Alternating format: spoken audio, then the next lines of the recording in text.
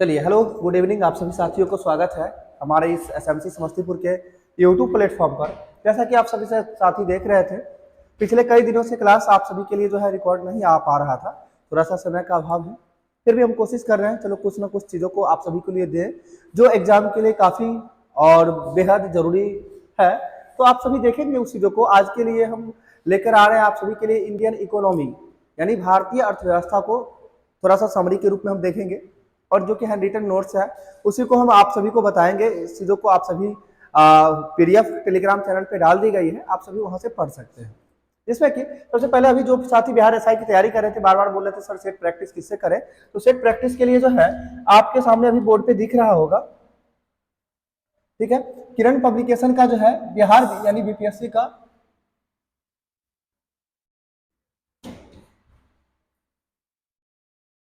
ठीक है, बीपीएससी का जो है बीपीएसएससी की बात करते हैं, बिहार पुलिस अवर सेवा आयोग की बात करते हैं, तो बिहार दरोगा का जो है प्रीवियस यानी प्रैक्टिस सेट की बात करें तो विस्तृत व्याख्या सहित जो है आ चुका है, आप सभी ले सकते हैं और बेहद एक्सप्लेनेशन के साथ दिया गया है इस बुक को, आप सभी पढ़ सकते हैं। और जिन साथी को ऑनलाइन मॉक टेस्ट यदि लगाना हो, ऑनलाइन मॉक टेस्ट लगाना हो, उसके लिए आप हमारे एसएमसी समस्तीपुर एप्लीकेशन से भी जुड़ सकते हैं। एसएमसी समस्तीपुर एप्लीकेशन से आप ज्वाइन कर सकते हैं, जो एप्लीकेशन आपको गूगल प्ले स्टोर पर डाउनलोड अवेलेबल है, आप वहां से डाउनलोड करके ज्वाइन कर सकते हैं। चलिए आगे हम देखते हैं इंडियन इकोनॉमी, जो कि आप सभी के लिए बेहद जरूरी है और बस सिर्फ उतना ही पॉइंट को दिया गया है जो आपके एग्जाम के लिए जरूरी है।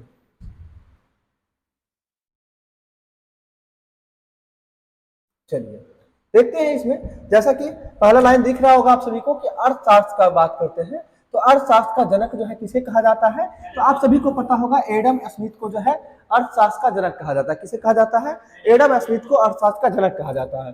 साथ ही अर्थशास्त्र की जो है छोटी आर्थिक इकाइयों का अध्ययन जो है अर्थशास्त्र की किस शाखा के अंतर्गत करते हैं, यानी अर्थशास्त्र के बारे में जो है छोटी आर्थिक इकाइयों के बारे में जो हम अध्ययन करते हैं वह अर्थशास्त्र के किस शाखा के अंतर्गत करते हैं, वो व्यष्टि अर्थशास्त्र के अंतर्गत करते हैं। किसके अंतर्गत करते हैं? व्यष्टि अर्थशास्त्र के अंतर्गत करते हैं। आगे है भारतीय अर्थव्यवस्था किस प्रकार की अर्थव्यवस्था का मानी, यानी भारत की अर्थव्यवस्था जो है ये कैसी अर्थव्यवस्था मानी जाती है, तो भारत की अर्थव्यवस्था जो है वो विकासशील अर्थव्यवस्था मानी जाती है, न कि विकसित। यानी विकासशील का मतलब होता है जो विकास कर रहे हैं, आगे विकसित नहीं हो पाए यानी डेवलप्ड कंट्री में नहीं आते हैं, तो ऐसे अर्थव्यवस्था भारत की है, कैसी है? विकासशील अर्थव्यवस्था।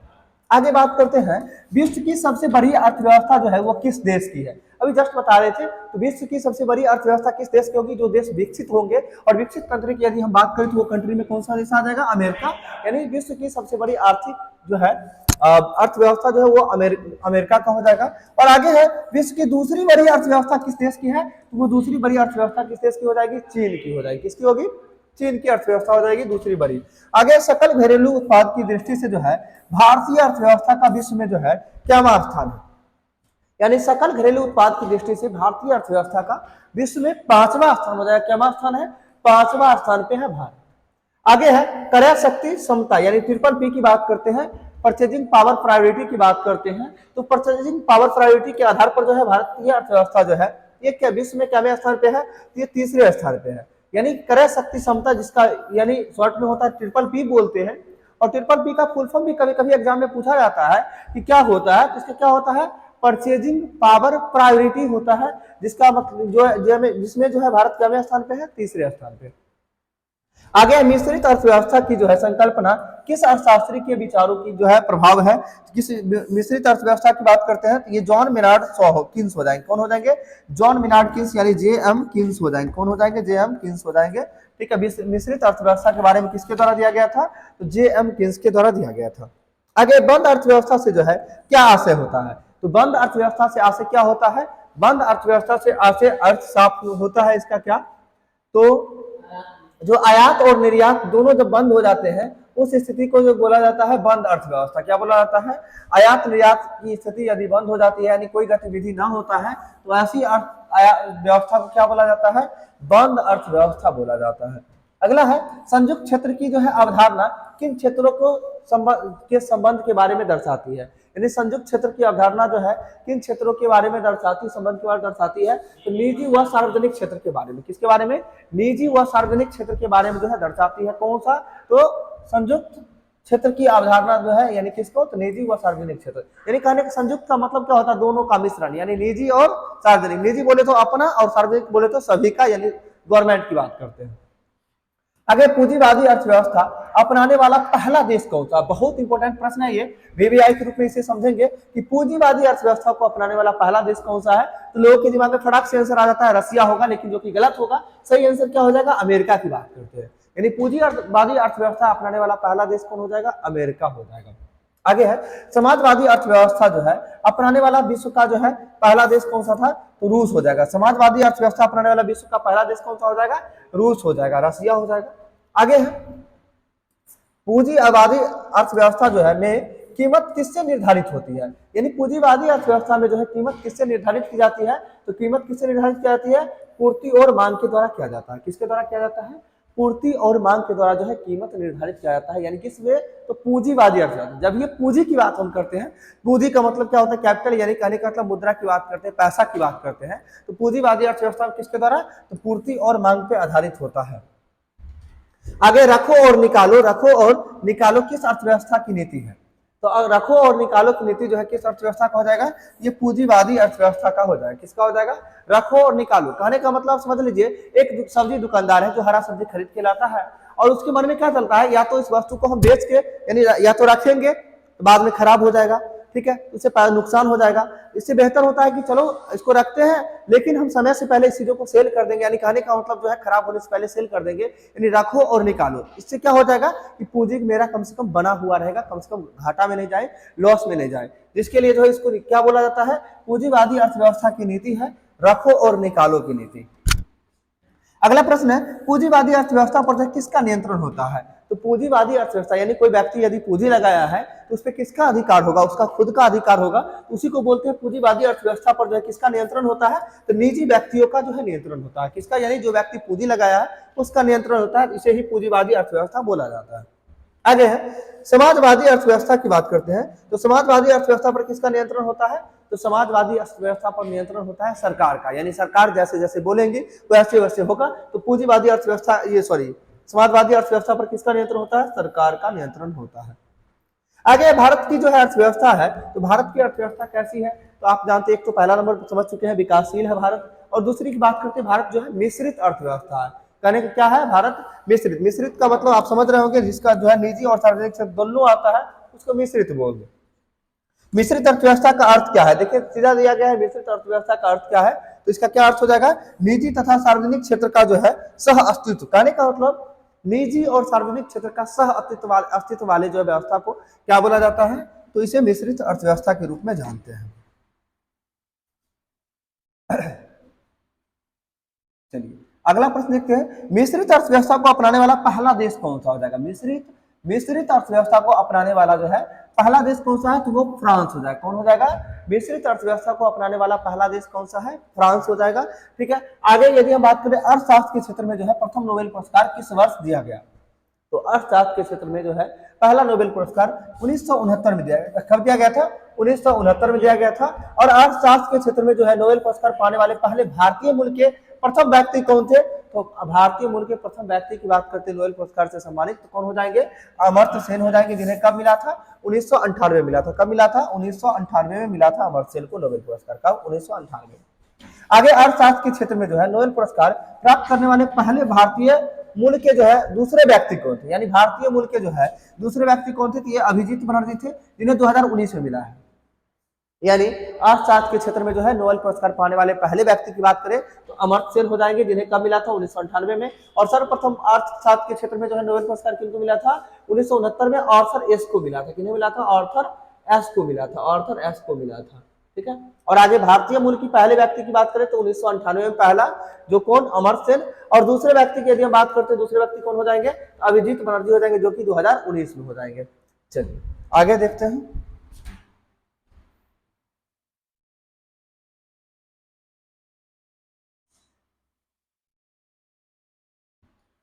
आगे राष्ट्रीय आय और जो है प्रति व्यक्ति आय जो है एक निर्धारित स्तर से ऊपर किस अर्थव्यवस्था में पाई जाती है, यानी बोला जाए तो राष्ट्रीय आय जो है प्रति व्यक्ति आय एक निर्धारित स्तर से ऊपर किस अर्थव्यवस्था में पाई जाती है, वो विकसित अर्थव्यवस्था में पाई जाती है। विकसित अर्थव्यवस्था की यदि हम बात करें तो अमेरिका जो है कैसी है, विकसित है। फ्रांस कैसा है, विकसित है। चीन कैसा है, विकसित है। तो इसमें जो है क्या होती है कि राष्ट्रीय आय और प्रति व्यक्ति आय जो है निर्धारित स्तर जो होता है, जो निर्धारित किया जाता है उससे ऊपर होता है। इसका मतलब वो कैसी अर्थव्यवस्था हो जाएगी, वो विकसित अर्थव्यवस्था हो जाएगी। आगे अहस्तेप के सिद्धांत जो है यानी लेसेज फेयर का प्रतिपादन किसने किया था, किसके द्वारा किया गया था, एडम स्मिथ के द्वारा किया गया था। अहस्तेप के सिद्धांत का प्रतिपादन जो है किसके द्वारा किया गया था, एडम स्मिथ के द्वारा किया गया था। आगे है गांधीवादी अर्थव्यवस्था किस सिद्धांत पर आधारित है। गांधीवादी अर्थव्यवस्था जो है किस सिद्धांत पर आधारित हो जाएगी, तो गांधीवादी अर्थव्यवस्था की बात करते हैं यह न्यास सिद्धांत पर आधारित होगी, जिसको हम बोलते हैं ट्रस्टीशिप सिद्धांत पर आधारित है। कैसा हो जाएगा, ट्रस्टीशिप का सिद्धांत, जिसे हम न्यास सिद्धांत के रूप में जानते हैं, इस पर आधारित हो जाएगी गांधीवादी अर्थव्यवस्था। आगे है समाजवादी अर्थव्यवस्था यानी सोशलिस्ट इकोनॉमी की बात करते हैं, का जनक किसे माना जाता है, ये जो है कार्ल मार्क्स को माना जाता है। यानी कि समाजवादी अर्थव्यवस्था का जनक किसे माना जाता है, कार्ल मार्क्स को माना जाता है समाजवादी अर्थव्यवस्था का जनक। आगे भारतीय अर्थव्यवस्था के जो है उदारीकरण का अग्रदूत किसे कहा जाता है, तो भारतीय अर्थव्यवस्था के उदारीकरण का अग्रदूत किसे कहा जाता है, डॉक्टर मनमोहन सिंह को कहा जाता है। किन्हें कहा जाता है, डॉक्टर मनमोहन सिंह को कहा जाता है भारतीय अर्थव्यवस्था के उदारीकरण का अग्रदूत। आगे है प्रति व्यक्ति समग्र उत्पादन व प्रति व्यक्ति भौतिक पूंजी में जो है वृद्धि क्या दर्शाती है, तो क्या दर्शाती है, आर्थिक समृद्धि को दर्शाती है। क्या दर्शाती है, आर्थिक समृद्धि को दर्शाती है। क्या, प्रति व्यक्ति समग्र उत्पादन व जो है प्रति व्यक्ति भौतिक पूंजी में जो है वृद्धि दर्शाती है, किसको, तो आर्थिक समृद्धि को दर्शाती है। आगे यदि किसी देश में जो है पूंजी निर्माण यानी कैपिटल फॉर्मेशन जो है वो हो रहा है, यानी किसी देश में पूंजी निर्माण हो रहा है, इसका मतलब क्या, कैपिटल फॉर्मेशन हो रहा है, उस स्थिति में जो है उसकी अर्थव्यवस्था पर जो है क्या प्रभाव पड़ेगा, तो उसकी अर्थव्यवस्था क्या रहेगा, वो आर्थिक समृद्धि में वृद्धि होगी। यानी कह रहे कैपिटल बन रहा है, पूंजी बन रहा है, क्या होगा, वृद्धि होगा, आर्थिक समृद्धि क्या होगा, वृद्धि होगा। आगे यदि हम बात करें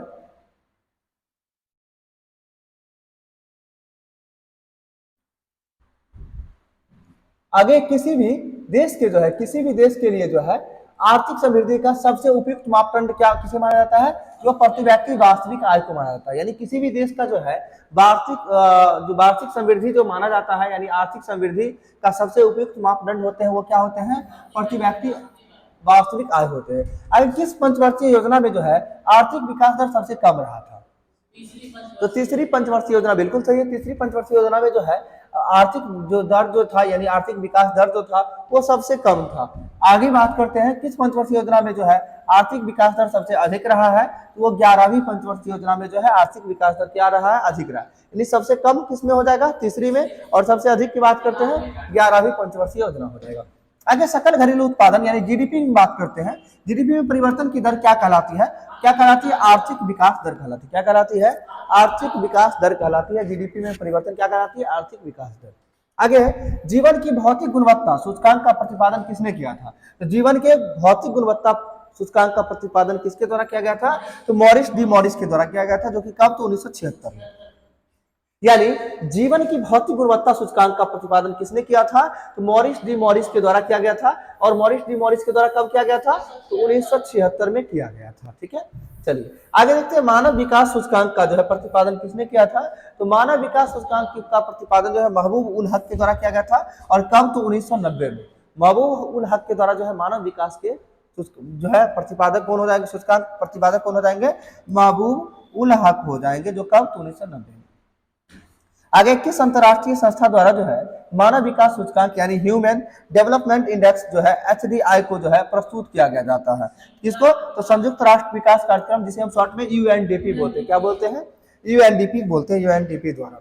आगे भारत की जो है पहली मानव विकास रिपोर्ट जो है HDR कब जारी किया गया था, तो HDR कब जारी किया गया था भारत का, तो अप्रैल 2002 में। यानी भारत की पहली मानव विकास रिपोर्ट कब जारी किया गया था, अप्रैल 2002 में। और मानव विकास की संकल्पना किसके द्वारा, महबूब उल हक के द्वारा, कब, तो 1990 में।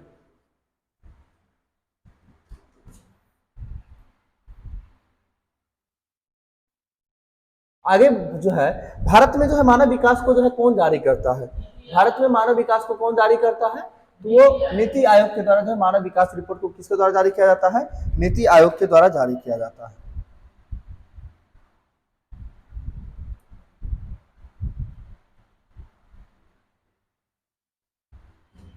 नीति आयोग को जरा आगे राज्य स्तरीय मानव विकास रिपोर्ट का जो है जारी करने वाला पहला भारतीय राज्य कौन सा है, तो कौन सा हो जाएगा, मध्य प्रदेश हो जाएगा। कौन सा राज्य हो जाएगा, वो मध्य प्रदेश राज्य हो जाएगा।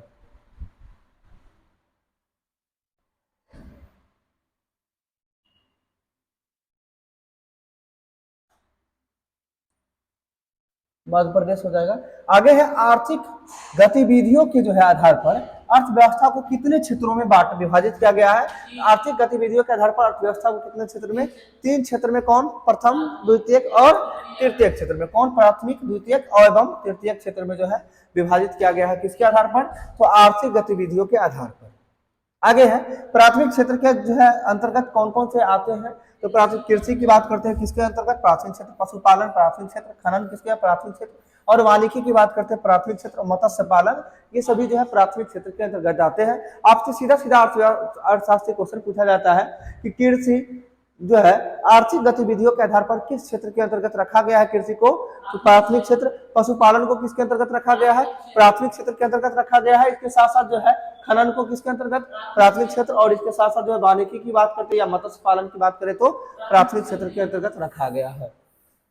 आगे है द्वितीय क्षेत्र के अंतर्गत किसको किसको रखा गया है, हम बात करते हैं विनिर्माण की बात करते हैं। विनिर्माण हो गया या फिर निर्माण हो गया या फिर विद्युत हो गया या जलापूर्ति, यानी कहने का मतलब निर्माण, विनिर्माण, विद्युत, जलापूर्ति, ये सभी किसके अंतर्गत हो जाएगा, द्वितीय क्षेत्र के अंतर्गत हो जाएगा।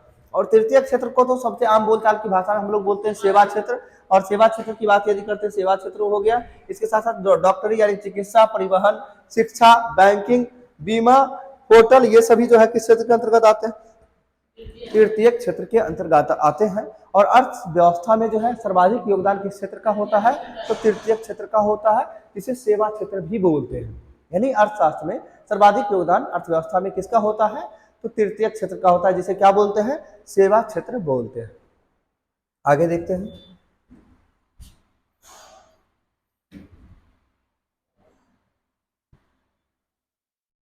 आगे राष्ट्रीय आय का जो है लेखा प्रणाली का जन्मदाता किसे कहा जाता है, तो राष्ट्रीय आय का लेखा प्रणाली का जन्मदाता किसे कहा जाता है, साइमन कुजनेट्स को बोला जाता है। किसे कहा जाता है, साइमन कुजनेट्स को बोला जाता है। राष्ट्रीय आय लेखा प्रणाली के जनक किसे, साइमन कुजनेट्स को। आगे है वर्ष 1949 में जो है भारत सरकार द्वारा नियुक्त राष्ट्रीय आय समिति के जो है अध्यक्ष कौन थे, यानी कि 1949 में जो है भारत सरकार के द्वारा जो है राष्ट्रीय आय समिति का अध्यक्ष कौन थे, यानी कि जिसे नियुक्त किया था वो कौन थे, तो वो हो जाएंगे पीसी महालनोबिस। कौन हो जाएंगे, पीसी महालनोबिस हो जाएंगे। उसके अध्यक्ष कौन थे, पीसी महालनोबिस उसके अध्यक्ष थे। कोई दिक्कत नहीं। आगे सर्वप्रथम राष्ट्रीय आय की जो है गणना किसके द्वारा की गई थी, तो सर्वप्रथम राष्ट्रीय आय की गणना किसके द्वारा 1867-68 में किया गया था। किनके द्वारा, दादा भाई नौरोजी के द्वारा। किनके द्वारा, दादा भाई नौरोजी के द्वारा सर्वप्रथम किया गया था। कब, तो 1867-68 में दादा भाई नौरोजी के द्वारा। और किस पुस्तक में किया गया था, तो poverty and un British rule in India पुस्तक में किया गया था। ठीक है। आगे धन निष्कासन सिद्धांत का प्रतिपादन किसके द्वारा, दादा भाई नौरोजी के द्वारा ही किया गया था। दादा भाई नौरोजी ने अपने धन का जो है पलायन सिद्धांत का वर्णन जो है किस पुस्तक में किया है, तो poverty and un British rule in India पुस्तक में ही किया है। धन के निष्कासन सिद्धांत के बारे में बता रहा है।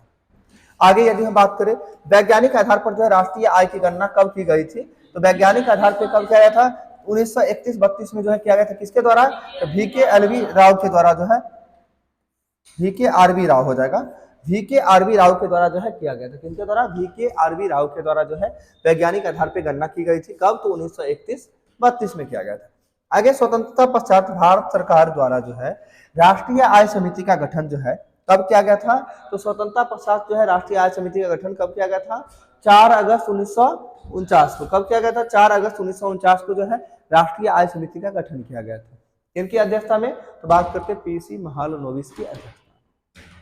अगर राष्ट्रीय आय का जो है सबसे पहला सरकारी अनुमान जो दिया गया था, कब दिया गया था, ये जो है वाणिज्य मंत्रालय के द्वारा दिया गया था। राष्ट्रीय आय का सबसे पहला जो है सरकारी अनुमान कब बताया गया था, किसके द्वारा, तो वाणिज्य मंत्रालय के द्वारा। और ये कब, तो 1948-49 में ही बताया गया था। कब, 1948-49 में ही बताया गया था।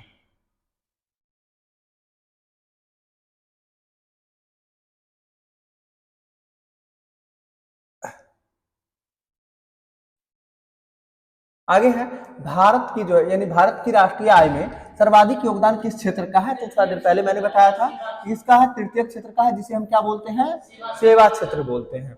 आगे है, भारत की राष्ट्रीय आय में किस क्षेत्र का सबसे कम योगदान होता है? वो प्राथमिक क्षेत्र होता है। प्राथमिक क्षेत्र के अंतर्गत बोले तो कृषि हो गया, पशुपालन हो गया, मत्स्य पालन हो गया, जो है ठीक है, वानिकी हो गया, ये सब किसके अंदर, खनन हो गया, ये सब किसके अंतर्गत हो जाएगा? प्राथमिक क्षेत्र के अंतर्गत हो जाएगा। निर्माण विनिर्माण की यदि हम बात करें तो वो सब द्वितीय क्षेत्र में हो जाएगा। आगे वर्तमान में जो है किस राज्य में प्रति व्यक्ति आय पर कैपिटा इनकम जो है सबसे कम है?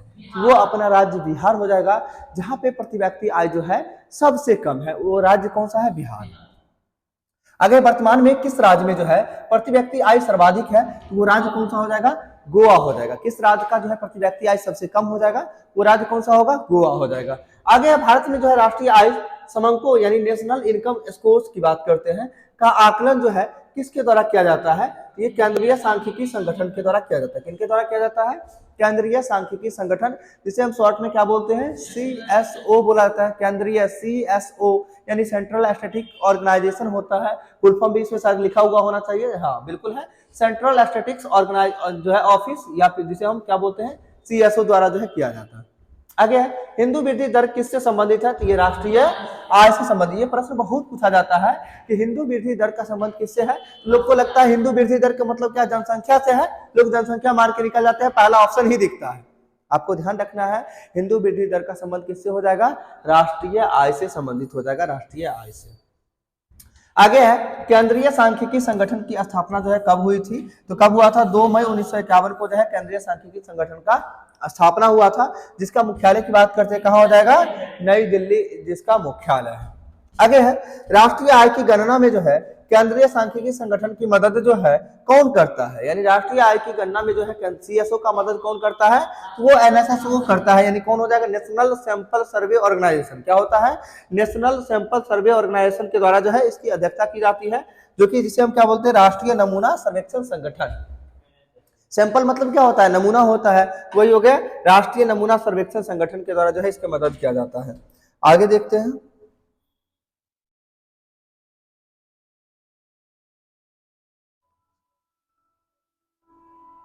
हिंदू वृद्धि दर की बात करते हैं। हिंदू वृद्धि दर की जो है की अवधारणा के प्रतिपादक कौन थे? तो हिंदी वृद्धि दर के अवधारणा के प्रतिपादक कौन थे? प्रोफेसर राज कृष्णा हो जाएंगे, जो कि कब? तो 1981 में। कब हो जाएंगे? 1981 में इसके अवधारणा। आगे है, किसी देश की जो है आर्थिक वृद्धि की सर्वाधिक उपयुक्त माप क्या है? तो वह सकल घरेलू उत्पाद हो जाएगा। क्या हो जाएगा? सकल घरेलू उत्पाद हो जाएगा, जिसको हम क्या बोलते हैं? GDP बोलते हैं। यानी किसी भी देश का जो है आर्थिक वृद्धि की सर्वाधिक उपयुक्त माप क्या होगी? GDP हो जाएगी। आगे है, भारत के जो है सकल घरेलू उत्पादन में सर्वाधिक योगदान देने वाला जो है राज्य कौन सा है? तो महाराष्ट्र। यानी भारत के जो सकल घरेलू उत्पादन में जो है सर्वाधिक योगदान देने वाला राज्य कौन सा हो जाएगा? वो राज्य महाराष्ट्र हो जाएगा। कौन सा राज्य होगा? वो महाराष्ट्र हो जाएगा। आगे है, राष्ट्रीय आय के संबंध में पहला श्वेत पत्र कब जारी किया गया था? तो राष्ट्रीय आय के संबंध में पहला श्वेत पत्र जारी किया गया था 1956 में। किसके द्वारा जारी किया गया था? CSO के द्वारा जारी किया गया था राष्ट्रीय आय के संबंध में पहला श्वेत पत्र। कब? तो 1956 में CSO के द्वारा। आगे राष्ट्रीय सांख्यिकी दिवस कब मनाते हैं? तो 29 जून को मनाते हैं। कब मनाते हैं? 29 जून को। और किनकी स्मृति मनाते हैं? तो PC महालनोबिस के जन्मदिन के अवसर पर मनाते हैं। किनके पर? PC महालनोबिस के जन्मदिन के अवसर पर। और भारतीय सांख्यिकी संस्थान कहाँ स्थित है? ये कोलकाता हो जाएगा। कहाँ हो जाएगा? ये कोलकाता में स्थित है भारतीय सांख्यिकी संस्थान। आगे वर्तमान में सर्वाधिक प्रति व्यक्ति आय वाला केंद्र शासित प्रदेश कौन सा है? वो कौन सा हो जाएगा? दिल्ली हो जाएगा। सर्वाधिक केंद्र शासित प्रदेश, जो सर्वाधिक राष्ट्रीय आय वाला जो प्रति व्यक्ति आय वाला जो हो जाएगा वो कौन सा होगा? दिल्ली हो जाएगा। आज के लिए इतना ही रहने देते हैं, नेक्स्ट अगले क्लास में हम चर्चा करेंगे। आप सभी कंटिन्यू बने रहेंगे, और वीडियो अच्छा लगे तो आप अपने साथियों तक पहुंचाएं इसे, ताकि सभी साथी को इसका बेनिफिट मिल सके। धन्यवाद। Good night all of you.